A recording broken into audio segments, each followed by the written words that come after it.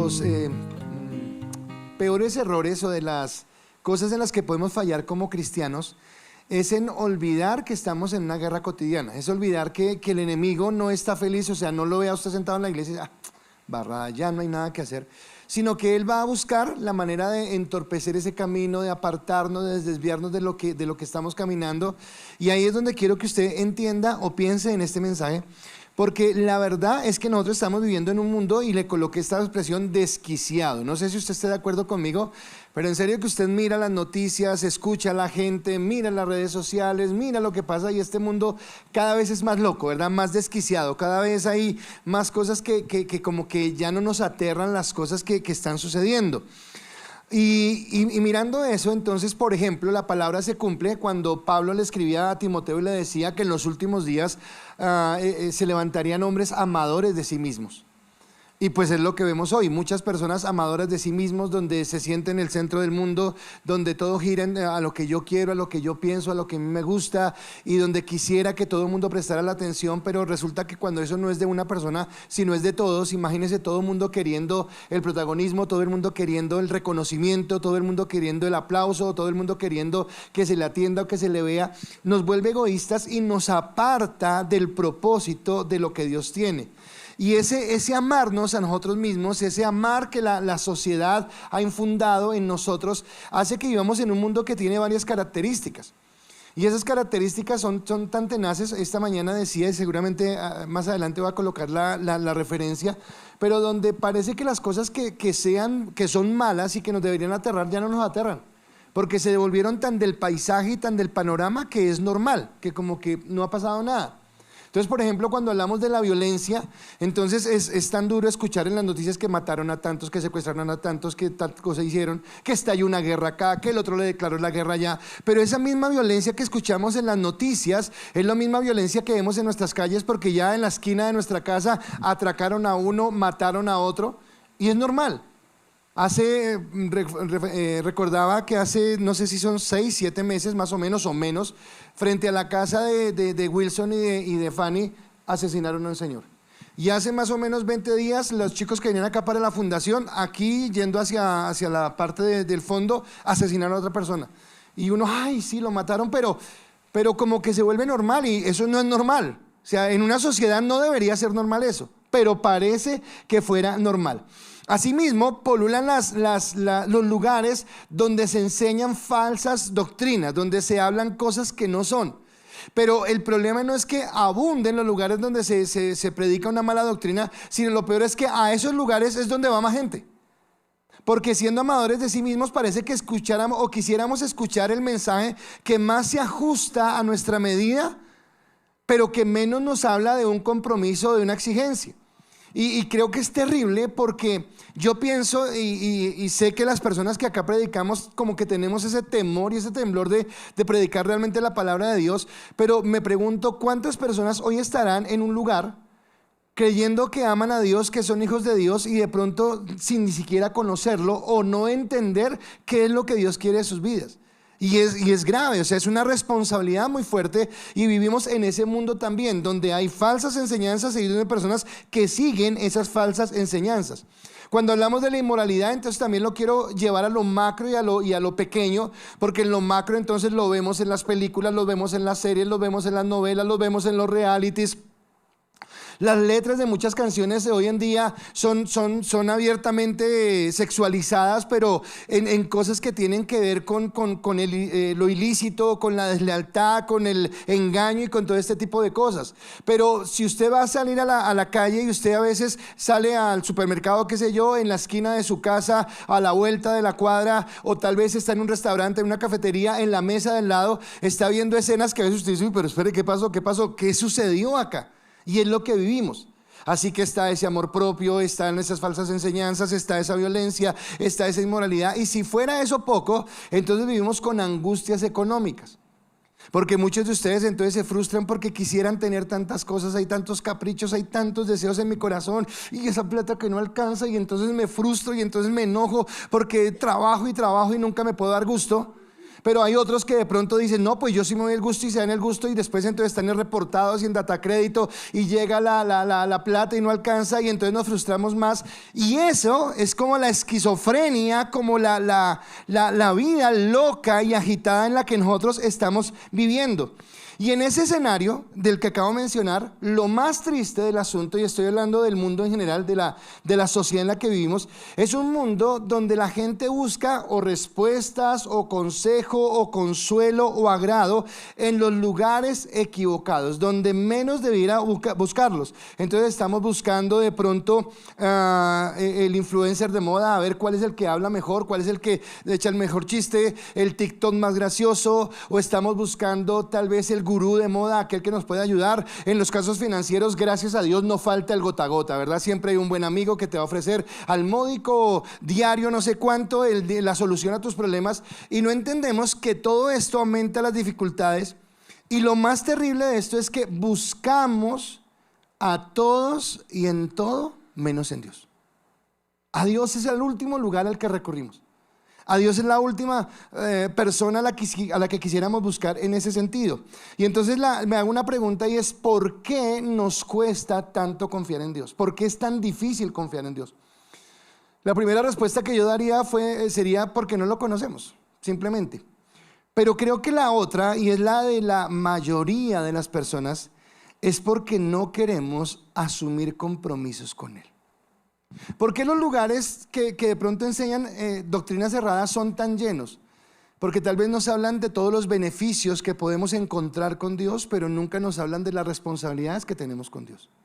Nunca nos hablan de una santidad, nunca nos hablan de alejarnos del pecado, nunca nos hablan de realmente caminar en rectitud para lo que Dios quiere o para lo que Dios ha determinado sobre nuestras vidas. Hace un momento Cata ministraba y decía que somos privilegiados de saber que Dios nos escogió. Pero ok, gracias a Dios porque nos escogió, pero si nos escogió, ¿por qué nos escogió? ¿Para qué nos escogió? ¿Y cómo deberíamos vivir si somos escogidos? Serían 3 cosas que deberíamos estar mirando. Y acá es donde entramos ya nosotros como iglesia. Y como iglesia es entender que como cristianos, como hijos de Dios, fuimos apartados de ese sistema. Todo lo que le acabo de hablar es el sistema del mundo en el que vivimos. Es donde la gente vive en esa vida loca, en esa locura, para acá, para allá, buscando solamente en su propio beneficio, en su propio bienestar, en las cosas que le gustan, en las cosas que le agradan. Y Dios nos toma a nosotros como iglesia y nos dicen: pero ustedes son apartados. Por eso la Biblia dice que somos peregrinos en esta tierra, por eso la palabra dice que somos embajadores, por eso la palabra dice que somos la luz, que somos la sal, porque hemos sido apartados. Y entonces la pregunta es: si somos apartados, ¿cómo nosotros como hijos de Dios podemos vivir en un mundo de tanta incertidumbre? ¿Cómo podemos mantenernos firmes en un mundo donde esto es tan complicado y donde, entre muchas otras cosas, lo que acabo de mencionar es el pan diario de lo que estamos viviendo? Y por eso he titulado la enseñanza en esta mañana: confía. Lo que Dios nos dice a cada uno de nosotros en esta mañana es: confía. Dios te invita a ti, me invita a mí a confiar. ¿Y en qué vamos a confiar? En Él y en su palabra. Antes de iniciar, yo quisiera por un momento hablar o explicar bien qué es la confianza, porque obviamente es muy fácil, pues la confianza. Pastor, pues la confianza pues es confiar. Pero realmente, ¿qué es confiar? Y quisiera, creo que va a aparecer en la imagen, coloqué esto, y es que confianza es depositar tu fe en Él, reconociendo su soberanía y creyendo a sus promesas y propósitos sobre tu vida, aún en la adversidad. Y quiero que lo dejen un momentico ahí por si alguien está tomando nota, pero quiero ir despacio. Es depositar tu fe en Él. ¿En Él es quién? En Cristo. Depositar mi fe en Él. Voy a creer en Él. Reconociendo su soberanía. Y reconocer su soberanía es reconocer que nada, absolutamente nada de lo que sucede en mi vida o en el mundo en el que yo vivo pasa por fuera de la voluntad de Dios. No estoy diciendo que Dios propicie las cosas, pero lo que estoy diciendo es que Dios conoce de antemano lo que está sucediendo, porque Él conoce las intenciones de nuestro corazón. Por eso, en medio de esto, como Él es soberano, yo puedo creer en las promesas que Él tiene para cada uno de nosotros como hijos de Dios, y también puedo creer en el propósito con el cual Él me ha llamado, aún en medio de la adversidad. Y creo que esta definición le da como la base o el preámbulo a todo lo que yo quiero comentarle en esta mañana, a todo lo que el Señor quiere colocar en su vida en esta mañana. Así que Dios nos insta a permanecer confiando en Él. Pero la pregunta es, ¿cómo se desarrolla la confianza? ¿Cómo se desarrolla? Entonces cuando yo veo, acá que tengo una parejita enfrente, cuando veo una pareja de casados, y voy a hablar de los recién casados, yo creo que no fue que nos vimos y ya, mañana nos vamos a casar. No, al principio cuando nos vimos tal vez hubo un gusto, tal vez estoy hablando de parejas, una atracción o algo, pero no necesariamente significaba que ya que estuviéramos listos para hacer algo. Teníamos que conocer las cosas buenas y las cosas malas de la persona. Y ese conocer se daba en un relacionarnos. Así que tiene que ver con la relación. Tiene que ver con tener una comunión con una persona para conocer algo. El día que voy a colocar a Mateo y a Laura, el día que Mateo y Laura decidieron ir a un altar y Mateo decidió mirar a los ojos a Laura y decirle, mira, voy a vivir contigo toda la vida por encima de lo que sea, y Laura decidió hacer lo mismo con Mateo, no fue una decisión a priori, seguramente ellos oraron, pidieron dirección a Dios, pero seguramente también decidieron hacerlo porque a través de conocerse empezaron a confiar el uno en el otro. Así que la confianza se da o se incrementa o se propicia cuando hay una comunión. Sin comunión es imposible que haya una confianza. Y me llama la atención cuando Jesús habla algo, y tengo que colocarlo en el contexto para que usted me entienda. Los fariseos y todo el pueblo en ese caso, pero coloco a los fariseos que eran los que más manejaban la ley. En el momento que Jesús está en su ministerio público, obviamente ellos todavía están bajo el antiguo pacto.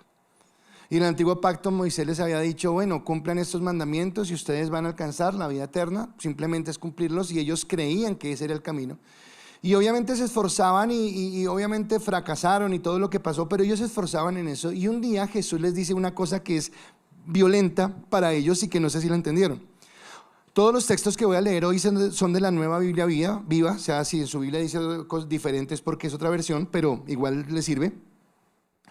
Y dice Juan 5:39, ustedes estudian con cuidado las Escrituras porque piensan que en ellas hayan la vida eterna, y son ellas las que hablan de mí. O sea, Jesús en pocas palabras lo que está diciendo, señores, quiero decirles que ustedes no han entendido. Porque cuando ustedes van a la Escritura buscando mandamientos que cumplir y cumpliendo esos mandamientos queriéndose acercar a Dios, sin darse cuenta que cada uno de esos mandamientos lo que hace es mostrarles la incapacidad que ustedes tienen por acercarse a Dios, y que entonces apuntan a aquel que iba a venir para restaurar esa relación, y esa relación, quien iba a restaurar esa relación soy yo mismo, que es Cristo. Y entonces lo que empieza a decirles es, cuando estudien las Escrituras, van a estudiarme a mí, porque las Escrituras hablan de mí. Ahora, no está en los textos, pero déjeme colocarlo acá. Cuando usted va a Juan capítulo 1, en el Juan capítulo 1 dice, en el principio era el verbo y el verbo era con Dios. Todas las cosas por él fueron hechas y sin él nada de lo que ha sido fue hecho. Y está hablando que Cristo es la palabra de Dios, esa palabra que usted tiene en su Biblia, más allá de la tinta, más allá de las hojas, es la palabra de Dios hecha carne en la persona de Cristo. Quiere decir que cuando usted se confronta a la palabra, cuando usted va a la Biblia, con lo que se está confrontando es con Cristo.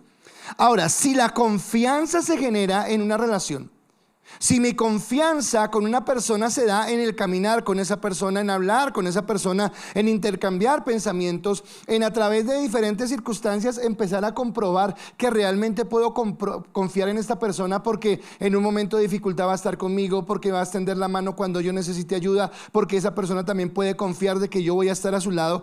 Pues lo mismo nos dice la palabra. Y acá, si mi relación con las personas se da a través de una comunión, cuando nosotros nos acercamos a Cristo, sí, yo sé que somos espirituales y usted dice, yo me acerco a Cristo para glorificarlo y exaltarlo, amén.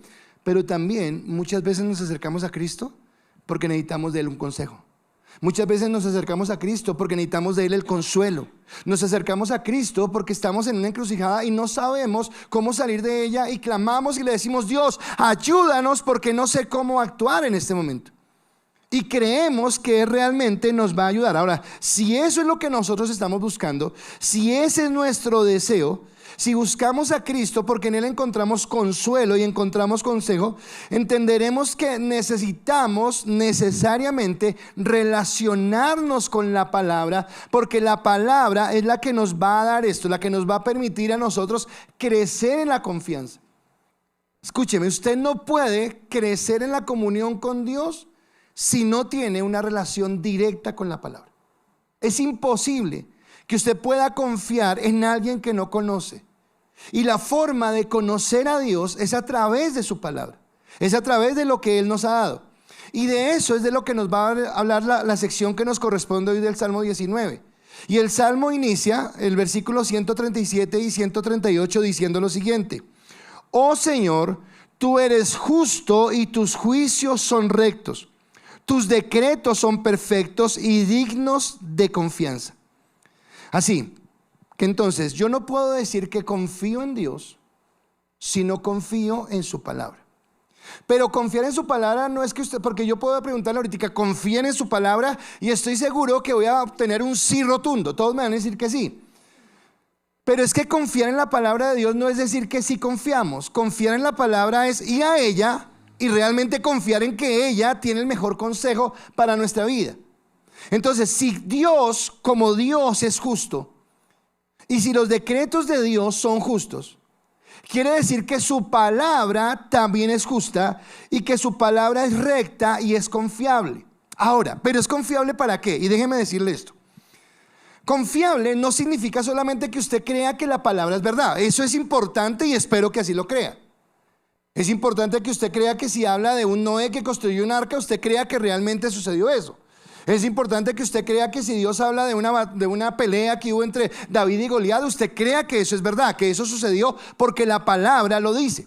¿De acuerdo?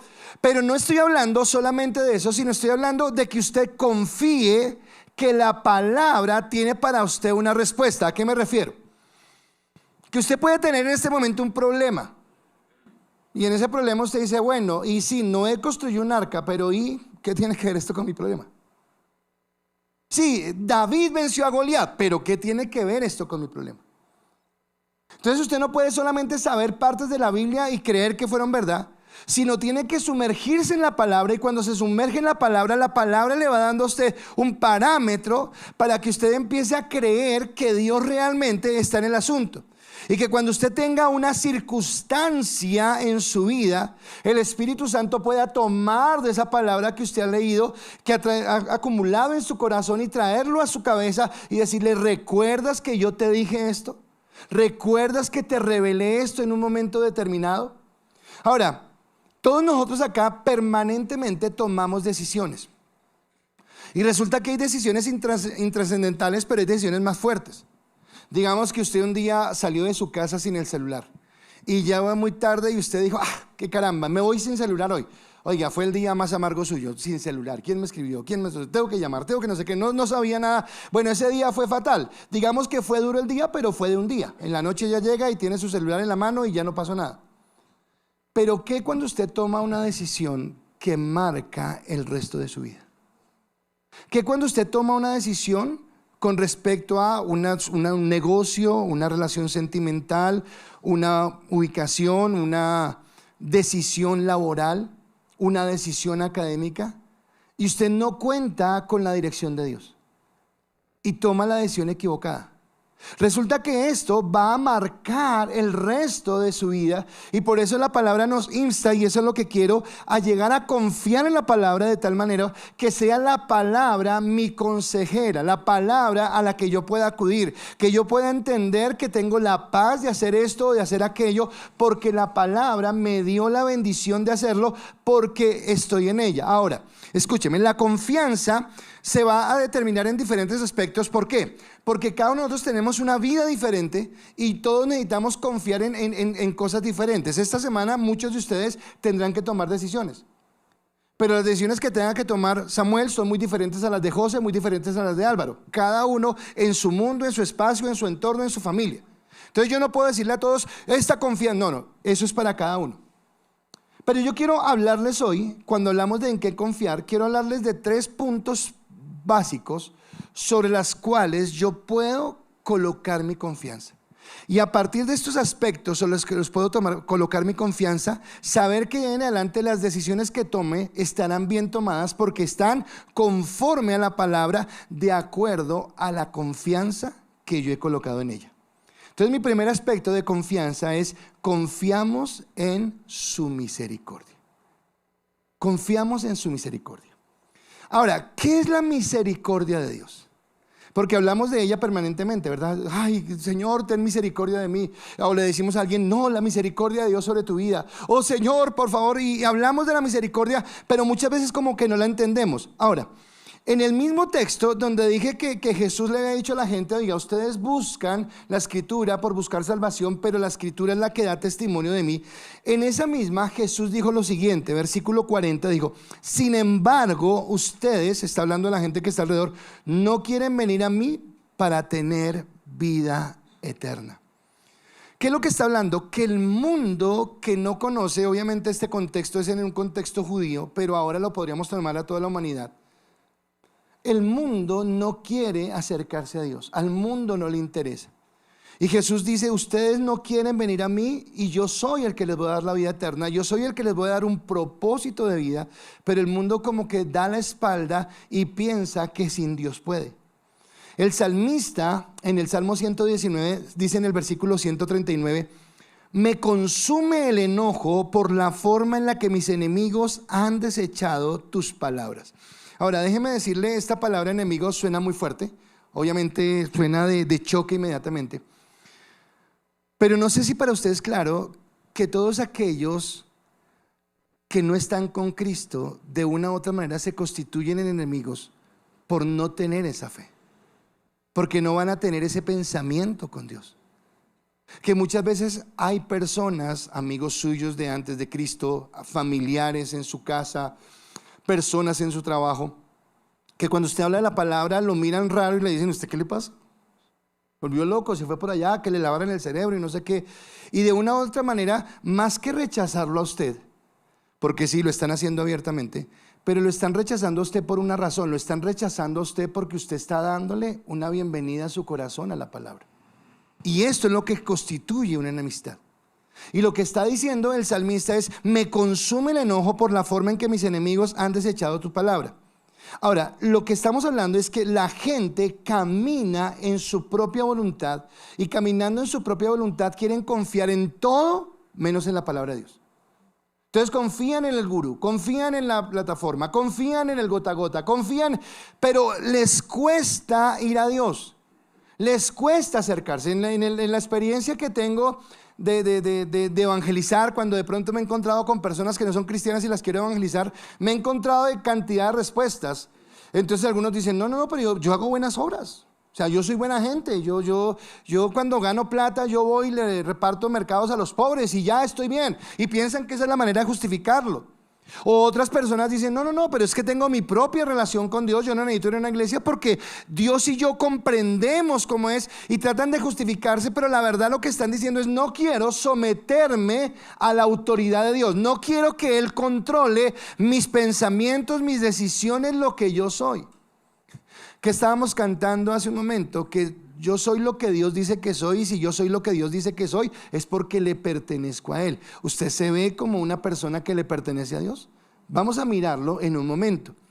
Entonces cuando hacemos esto, entonces seguramente a muchos de nosotros nos ha causado esta frustración, de pronto sentarnos con un familiar, de pronto sentarnos con ese amigo, de pronto sentarnos con esa persona que en algún momento vimos que estaba sensible, hablarle del amor de Dios, hablarle de la misericordia de Dios, hablarle de cómo Dios tiene un plan, y que la persona nos dijera, no me interesa, no me interesa tu Dios. No me interesa lo que, eres tú el que cree, eres tú el que lo necesita. No lo necesito yo, lo necesitamos todos. Todos necesitamos de Dios. Pero ya tú sabes que no puedes doblegar la voluntad de la persona, no puedes cogerle y meterle, qué sé yo, con inyección en la palabra, sino que es algo que cada cual decide, y acá es donde viene lo frustrante. Pero ahora, a lo que voy con respecto a la misericordia, porque no he olvidado mi punto, es que nosotros, usted y yo, deberíamos, la dureza del corazón de ellos lo que hace es traer el juicio de Dios sobre su vida. Entonces, el que se aparta de Dios, el que le da la espalda a Dios, lo que está trayendo es juicio de Dios sobre su vida. ¿Por qué? Porque tenía la palabra, no la aceptó y caminó en contra de ella. Ahora, ese fin era también el de nosotros. Nosotros mereceríamos el castigo de Dios. Pero ¿por qué no estamos en el castigo de Dios? Porque Dios tuvo misericordia de nosotros. Y esta mañana coloqué un ejemplo y lo quiero colocar igual para que me entiendan. Entonces todos conocemos a Lucy. Lucy es nuestra sierva estrella de la iglesia, muy linda, muy hermosa. Y ella tiene su hijo se congrega en otra iglesia. Pero su hijo hoy es un hombre ya padre, ya esposo y temeroso de Dios. Es un hombre temeroso de Dios. Pero yo decía, Lucy hizo lo que tenía que hacer como mamá. Criarlo bien, darle un ejemplo, un testimonio. Pero su hijo no es cristiano porque Lucy lo hizo bien. No, Lucy hizo lo que tenía que hacer. Pero su hijo es cristiano porque Dios lo alcanzó con su misericordia. Entonces yo le decía esta mañana a María Paula, le decía, usted y César tienen que hacer lo mejor por Violeta, para que Violeta tenga buenos principios, para que crezca en un hogar cristiano, que ustedes den buen testimonio. Pero eso no les garantiza que Violeta va a ser cristiana. Y María hizo cara de terror. Y le dije, y me gusta esa cara de terror, porque entonces quiere decir que es responsabilidad de los padres orar por sus hijos. Pero resulta que el asunto es personal. Que no es a punta de juguete y de chancleta que usted va a traer a un joven a la iglesia, o que vamos a traer a alguien a la iglesia, sino que tiene que ver con la misericordia de Dios. Ahora, ¿qué le hizo a usted estar en este lugar? Usted un día se despertó y dijo, oiga, yo soy tan bueno que Dios merece la oportunidad que yo vaya a su iglesia. ¿Fue lo que usted dijo? ¿O en qué circunstancia nos encontró Dios? ¿Cómo nos encontró Dios? Dice la palabra que cuando estábamos muertos en nuestros delitos y pecados, Dios nos alcanzó con su misericordia. Así que no dependió de nosotros, no dependió de nuestra capacidad, no dependió de lo que nosotros hubiéramos hecho o de los pensamientos buenos que tuviéramos, sino de que Dios nos alcanzó con su misericordia. Y esto es bien fuerte, porque es que suena como simple, pero no es simple. Si la misericordia de Dios no lo hubiera alcanzado a usted, usted no estaría acá.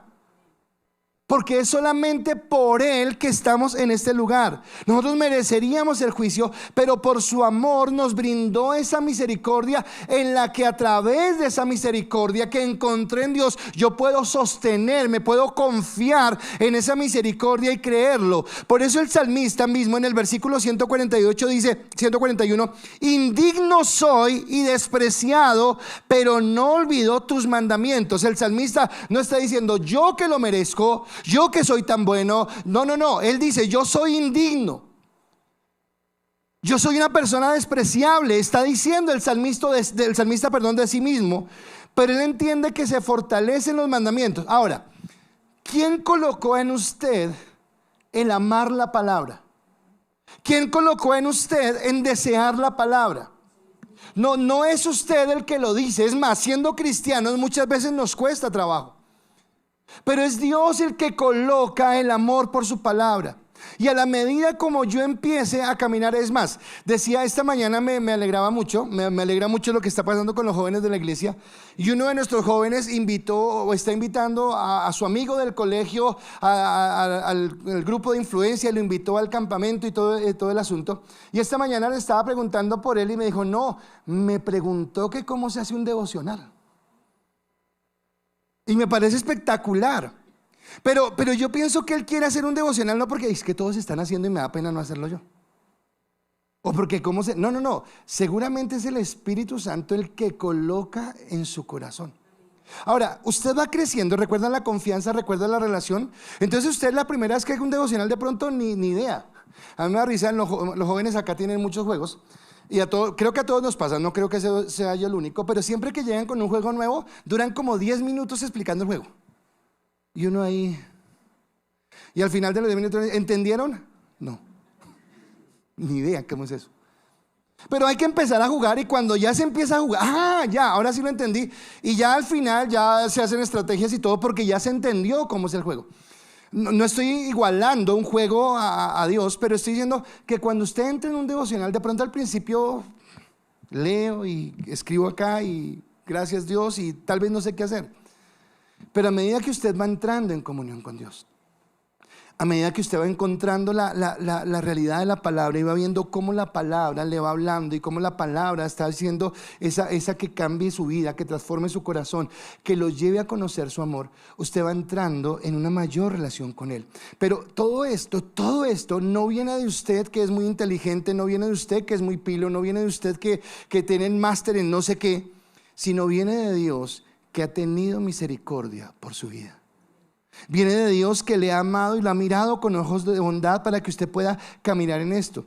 Entonces ahora cuando yo voy a la palabra, y espero que a usted le pase esto, voy a entender cuando yo me sumerjo en la palabra que no tengo absolutamente nada de qué gloriarme. Porque la palabra va a ser espejo que me va a mostrar cómo estaba de mal, cómo caminaba alejado de sus mandamientos, cómo en mi vida lo que había era orgullo o vanidad o resentimiento o mentira o falsedad, pero cómo esa palabra que me exhorta a eso también me muestra cómo Dios por su misericordia me amó, me perdonó, fue a la cruz del Calvario. Y entonces la palabra lo que hace que en mí se despierte sea un deseo de glorificar a Dios, sea un deseo de exaltarle, sea un deseo de bendecirle, un deseo de decirle: Señor, realmente, o sea, soy tan indigno, pero a la vez soy tan privilegiado, porque siendo indigno tú me has amado, porque siendo indigno tú me has apartado, porque siendo indigno alcanzo tu bendición. Y entonces puedo descansar, puedo confiar, puedo creer que Él tiene misericordia. Por eso el salmista en el versículo 143 dice: en mi angustia y tribulación tus mandamientos son mi alegría. Porque Él descansa en su palabra. Él no está diciendo que no tenga angustias. Él no está diciendo que no tenga tribulaciones. La vida cristiana no nos exime de angustias o de tribulaciones o de momentos. No nos exime, porque estamos en una tierra de pecado, en una tierra de maldad, y donde tarde o temprano algo nos tocará. Pero dice que en los momentos de angustia y de tribulación la palabra trae alegría a mi corazón. Pero esa alegría es porque hay una respuesta, porque yo creo, porque yo confío que en ella puedo alcanzar la bendición que Dios me da. Así que mi primera confianza está en la misericordia de Dios. Cada que dude de su amor, cada que dude de la bondad de Dios sobre su vida, cada que dude de su paternidad, cada que dude de su cuidado, cada que dude de su provisión, recuerde que es en su misericordia, porque fue por Él y no por usted. Fue porque Él lo miró con ojos de amor y no porque usted fue el que decidió acercarse. Es tan espectacular como los padres que tienen acá hijos pequeños, cuando van a pasar una calle, no le dicen a su hijo: cójame de la mano. No, el padre toma a su hijo de la mano, porque si el niño es el que toma la mano de su padre, en cualquier momento la suelta y se pone en peligro. La misericordia es entender que no fui yo quien le dio la mano a Dios. La misericordia es entender que Dios fue el que me tomó, y que por más que yo quisiera soltarme, Él no me va a soltar, porque en su misericordia me ha apartado. Por eso puedo confiar en ella, por eso puedo creer en ella. Ahora, el primer aspecto entonces es la misericordia. Puedo confiar en la misericordia de Dios. Pero ¿en qué más puedo confiar? Puedo confiar en sus promesas. Puedo confiar en sus promesas. El salmista da el siguiente testimonio. En el versículo 140 dice: he puesto a prueba tus promesas por completo, y es por eso que las amo tanto. Ahora, cuando él dice que ha puesto en prueba las promesas, lo que está diciendo es que él ha mirado que realmente las promesas de Dios son verdad, que las promesas de Dios se cumplen, que Dios ha determinado un propósito sobre nuestras vidas y que Él lo va a cumplir sobre nosotros. Ahora, piense cuántas veces Dios ha cumplido promesas sobre su vida. Piense cuántas veces Dios ha sido propicio para usted en un momento de dificultad. Dios le había dicho a Israel, escúcheme, estoy hablando del Antiguo Testamento, estoy hablando del pueblo de Israel, estoy hablando del momento cuando ellos han salido de la tierra de esclavitud y van camino a la tierra prometida, y van caminando en un desierto. Y en Números capítulo 23 versículo 19 la palabra dice: Dios no es hombre para que mienta, Él no se arrepiente como los hombres. ¿Ha prometido alguna vez sin cumplir lo que ha dicho? Y nos habla de que podemos confiar en el Señor. Pero acá hay una relación bien particular, porque la relación del cumplimiento de las promesas de Dios está directamente relacionado con mi obediencia a la palabra de Dios. ¿A qué me refiero?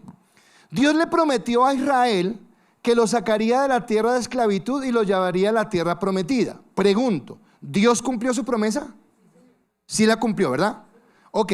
Ahora la segunda pregunta es: ¿la cumplió con todo el pueblo?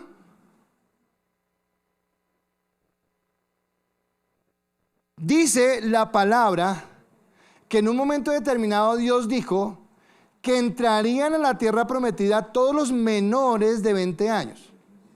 ¿Y por qué los mayores no entraron? O sea que las promesas de Dios van directamente ligadas ¿a qué?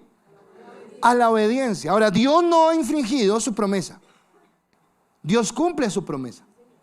Pero Él dice que cumple su promesa, pero que esa promesa estaba ligada a la obediencia que ellos determinarán. Porque mi confianza a las promesas está fortalecida en mi obediencia al que dio la promesa.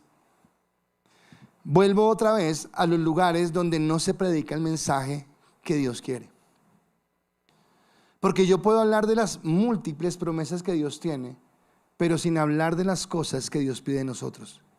Y algo que Dios pide de nosotros es santidad. Ahora, si estoy hablando del Antiguo Testamento y estoy hablando de un pueblo que es escogido, ahora, ¿qué diríamos de nosotros que no somos simplemente su pueblo escogido, sino que ahora usted tiene un título que es el título de hijo?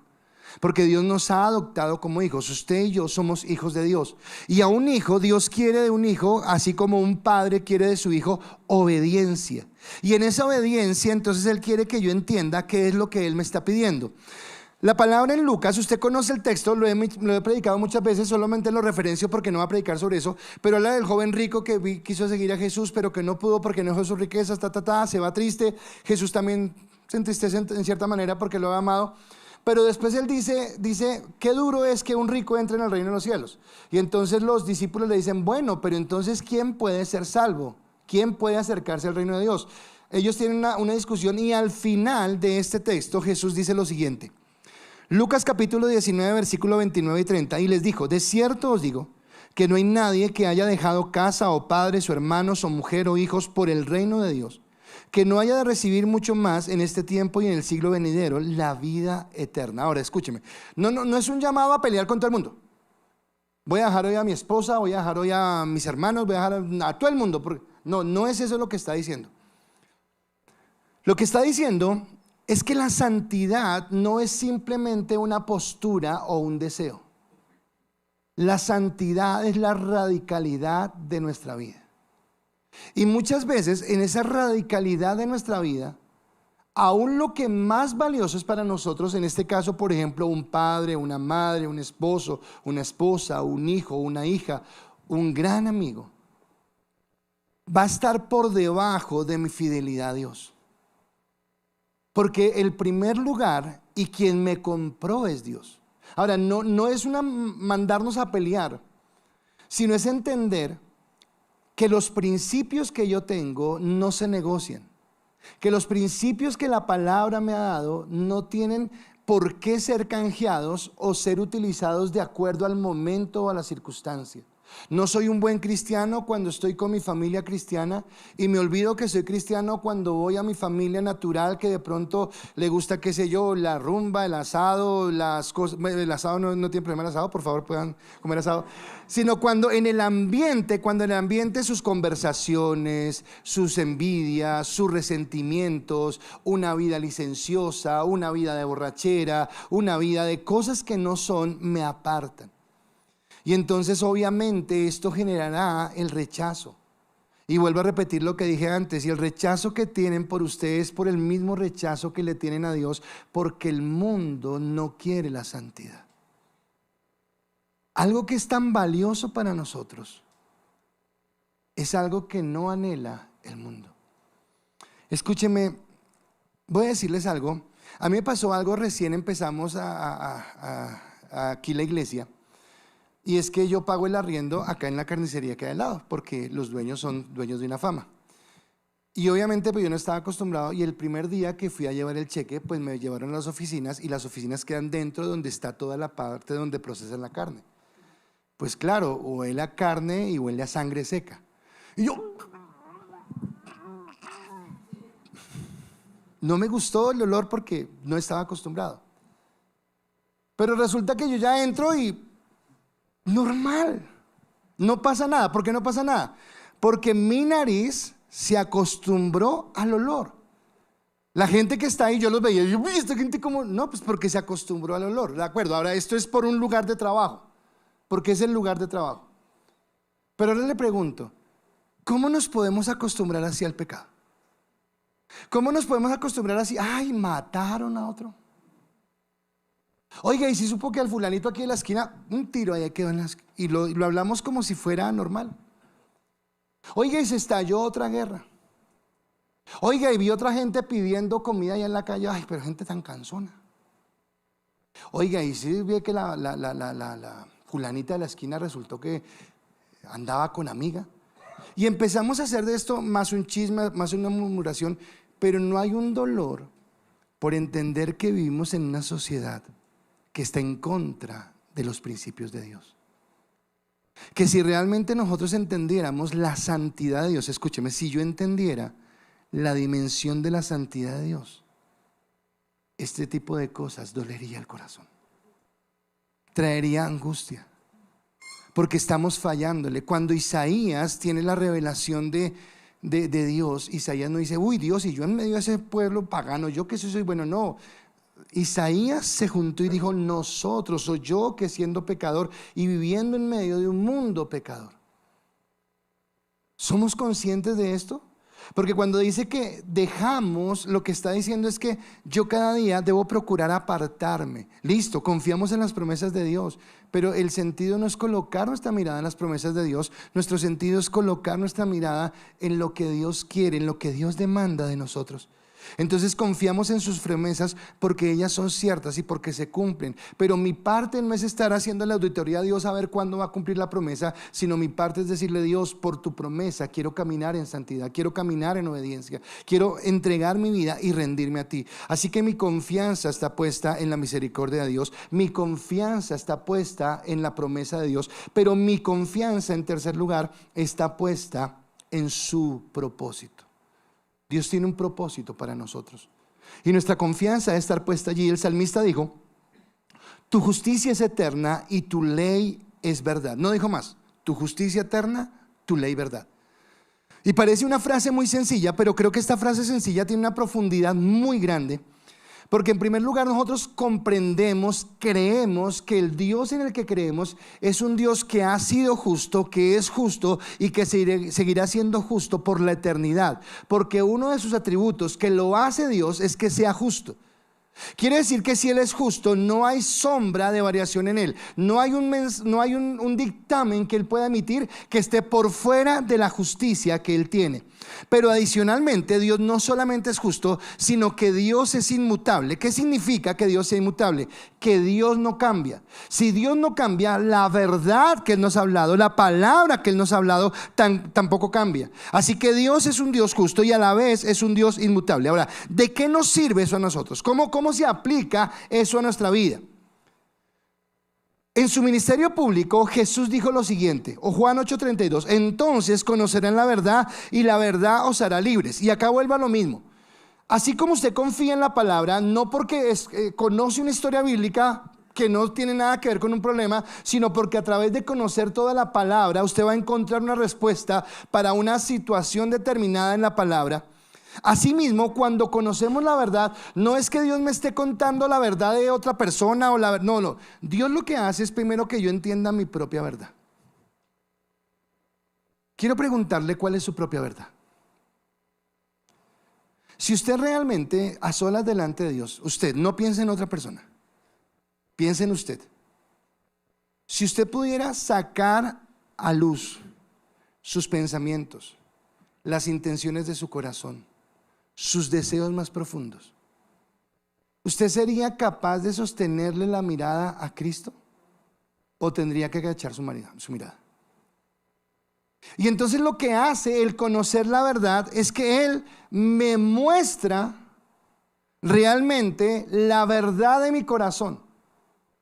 Que de pronto ante los demás somos geniales, porque ante los demás mostramos las cosas buenas que tenemos, pero realmente quien conoce nuestro corazón es Dios.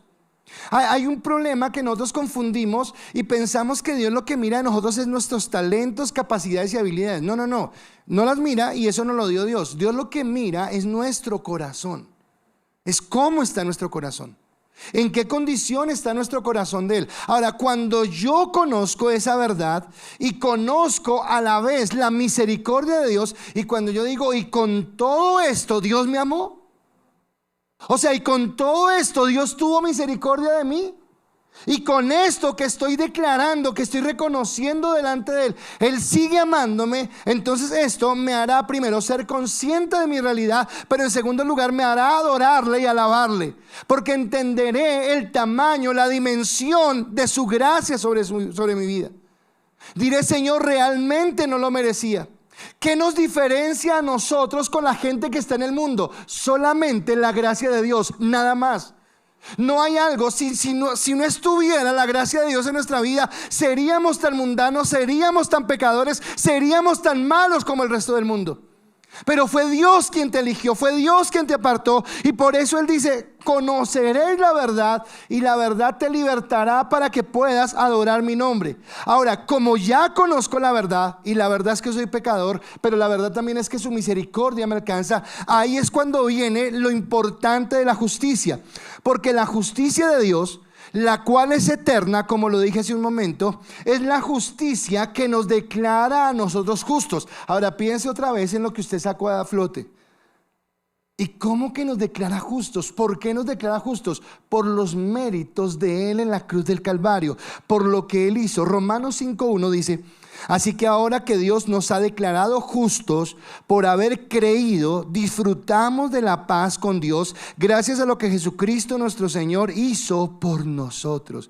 Usted en esta tarde, después del servicio, puede ir a su casa y puede descansar en paz por lo que Cristo hizo en la cruz, por la misericordia que Él tuvo en su vida, por el amor que Él tiene. Así que cuando usted conoce esto, cuando usted sabe que puede sostenerse en la misericordia de Dios, y cuando usted sabe que puede sostenerse en las promesas de Dios, ahora también puede sostenerse o puede confiar en el propósito de Dios. Porque el conocer su bondad, el conocer su amor, es el avanzar en su propósito. Ahora, voy a decir algo que sé que todos nos preguntamos, porque muchas veces me lo han dicho, y porque muchas veces yo me he preguntado: pastor, ¿y cuál es el propósito? Yo quisiera, o todos quisiéramos, Samuel, de pronto, que Dios un día le dijera: Samuel, el propósito que tengo contigo. Y uno: wow, ya, ahora sí. ¿A alguien Dios le ha dicho eso? No. ¿Cuál es el propósito? ¿Cómo yo entiendo el propósito? Y acá es donde quiero decirles que el propósito no es algo que se nos diga. Escúcheme, el propósito no es algo que se nos diga, sino el propósito es algo en lo que podemos confiar y descubrir a la medida que caminamos con Cristo. Déjenme dar un ejemplo. Todos conocemos la historia de José, ¿cierto? ¿Conocen a José? Ubíquenlo en Egipto, cuando llega vendido como esclavo y tal. Pregunto: ¿José tendría un propósito en haber ido a Egipto antes que su familia? ¿Alguien sabe cuál fue el propósito? ¿Salvar a quién? Salvar a su familia, ¿verdad? Cuando él se descubre a sus hermanos, ¿qué les dice? Ustedes pensaron hacerme mal, pero este mal que ustedes pensaron hacerme, Dios lo ha utilizado para bien. Ahora le pregunto: ¿cuándo supo José que ese era su propósito? ¿Perdón? Antes no. Pero él caminaba en el propósito de Dios. ¿Cómo caminó en el propósito de Dios? Caminando con Dios. ¿Sabía para dónde iba? Él no entendía. Lo único que podía hacer era confiar en Dios. Entonces cuando usted: Dios, pero dime cuál es el propósito, Dios lo que te dice es: sigue avanzando, sigue avanzando, sigue avanzando. Porque Él nos va a mostrar el propósito a medida que caminemos con Él.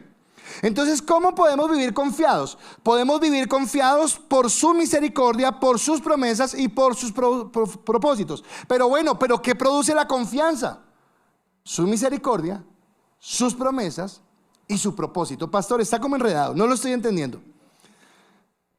Volvamos otra vez. Pregunto: ¿José fue beneficiario de la misericordia de Dios? Dios lo apartó por su misericordia. No fue porque fuera mejor que sus hermanos, sino fue por la misericordia de Dios. Pregunto: ¿José recibió promesas de Dios? ¿Cuál fue la promesa que recibió? Los sueños, ¿verdad? Ahora, déjeme decirle algo sobre los sueños. Ahora, eso era en ese tiempo, no mañana lleguen todos: pastor, me soñé, ahora interprete. No, pilas. Ahora Dios nos habla a través de la palabra, por favor. Pero en esa época resulta que José tiene 2 sueños. Y los dos sueños hablan de la grandeza que él va a tener. Pero él tiene estos dos sueños y las cosas le empiezan a ir mal. Lo venden como esclavo.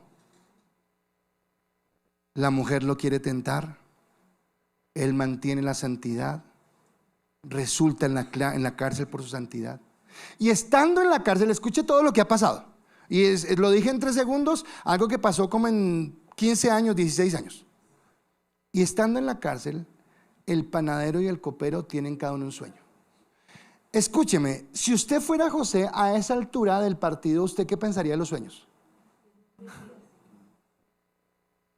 Mas José, que cree y se sostiene en la misericordia de Dios, que cree y se sostiene en las promesas de Dios, y que cree y se sostiene en el propósito de Dios, les dicen: la interpretación de los sueños es de Dios. Y les da a cada uno su interpretación. ¿Conocía el propósito? No. Y usted a veces se rasca la cabeza, pero ¿para dónde? Camine con Dios. Empiece a hacer lo que Dios lo ponga a hacer. Que Dios lo guíe. Que Dios le muestre. Tal vez no entienda, pero el día que José le dijo a sus hermanos: ustedes pensaron hacerme mal, yo no sé si él dijo: de razón,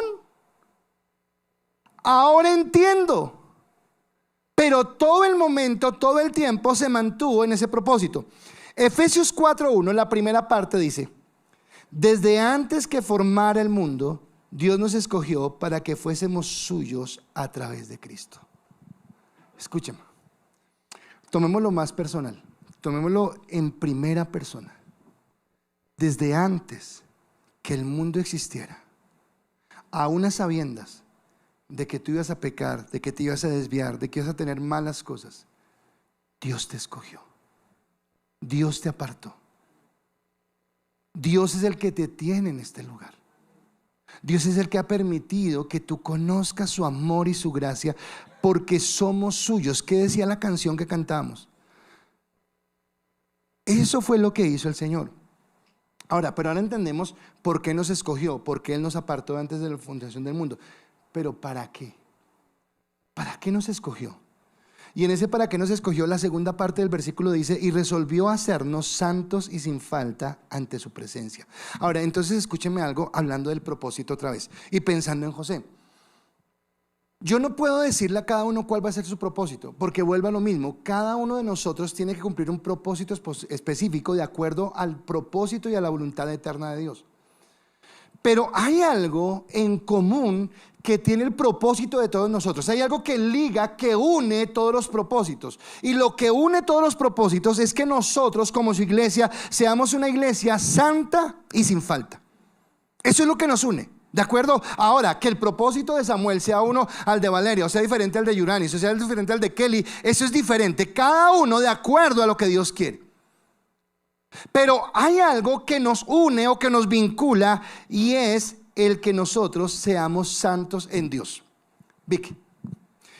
Ahora, aunque hemos dicho que el propósito se va descubriendo poco a poco, aunque hemos dicho que el propósito es de caminar con Cristo, y espero que usted lo entienda. Entonces hay días, todos hemos pasado eso, hay días que usted se levanta como cristiano y dice: Señor, ¿y esto sí tendrá sentido? Usted se imagine cómo sería un día despertando José y sabiendo que tenía que coger otra vez la pica e ir a aguantarse los latigazos de los judíos picando piedra. Usted se imagina cómo sería la vida de un día en José levantándose en la cárcel y diciendo: Señor, pero ¿y esos sueños qué? O sea, ¿cómo los interpreto acá? O sea, no todos los días van a ser favorables, no todos los días va a estar bien, pero lo que usted tiene que entender es que todos los días Dios está con usted, Dios está en su vida, porque Dios lo ha apartado. Así que el propósito se va descubriendo a esa medida que yo camino con Cristo en los momentos buenos, en los momentos alegres, en los momentos de mucha prosperidad, como en los momentos malos, los momentos difíciles, los momentos de adversidad y los momentos de dolor. Porque en ese caminar con Cristo, nuestro corazón seguirá creciendo. Pero tal vez aún en la mente y en el corazón de algunos andarán rondando: pero ¿cuál es el propósito, pastor? No lo sé. Y tal vez al final del Salmo no nos diga el propósito, pero nos dé una luz más fuerte. porque esta porción termina diciendo: tus decretos son siempre justos, ayúdame a comprenderlos y viviré. ¿Sabe lo que está diciendo el salmista? Yo lo que tengo que hacer es conocer tu palabra, comprender tu palabra, porque si yo entiendo y comprendo tu palabra, podré entender lo que tú quieres, podré entender lo que tú tienes para mi vida, podré acercarme a lo que tú has determinado. Así que yo vuelvo a reiterarle la necesidad que tenemos de amar a Dios, la necesidad que tenemos de acercarnos a Él y confiar, porque Dios, en medio del caos de este mundo, en medio de un mundo en perversidad, en inmoralidad, en violencia, en deseos pecaminosos, en ese amor, en tantas cosas que no son correctas, Dios lo primero que hace, o lo que quiere que entendamos y que creamos, es que fuimos escogidos. Y fuimos escogidos por su misericordia. Que ese sentir que hay en tu corazón de amar a Dios, que ese sentir que hay en tu corazón de apartarte para Él y caminar conforme a su voluntad, no es algo que venga de tu propio corazón, sino viene de lo que el Espíritu Santo coloca en tu vida para apartarte a Él. Que las promesas de Dios, cada una de las promesas que Dios te ha dado, son promesas que vienen como garantía de lo que Dios ha dado. ¿Cuál era la garantía que tenía José? Yo soñé y creo que fue de Dios el sueño. Y aunque los días fueron oscuros, y aunque no siempre vio la respuesta de Dios, él confiaba en esa promesa, porque esa promesa era su garantía, y esa garantía se hizo realidad. Y cuando tú te sumerges en la palabra, cuando tú empiezas a amar la palabra de Dios, cuando te haces uno con Cristo a través de la palabra, cuando dejas las excusas, cuando te quitas de las cosas que no son, vas a entender que el sumergirte en la palabra es lo que te permite poco a poco ir descubriendo tu propósito. Cuando estaba en el colegio, yo no sé si ahora lo harán, pero cuando estaba en el colegio, en 10º o en 11, le hacían a uno esto, que para qué va a hacer en su futuro y no sé qué, y le hacían pruebas y qué va a estudiar. ¿Sabe? Yo pienso que uno nunca sabe. José no sabía. Tú no sabes qué va a pasar mañana. Yo no puedo decirte qué va a pasar en tu vida en 5 años. Yo no puedo decir, en 5 años, yo no puedo saber qué pasará en tu vida en 5 años. Lo que sí puedo decirte es que si en 5 años tú has caminado de la mano de Dios, el lugar en el que estés va a ser mucho mejor que el que estás ahora, porque caminaste en su voluntad, porque confiaste en su misericordia, porque confiaste en sus promesas y porque confiaste en el propósito de Dios. Así que yo quiero que hoy entendamos eso.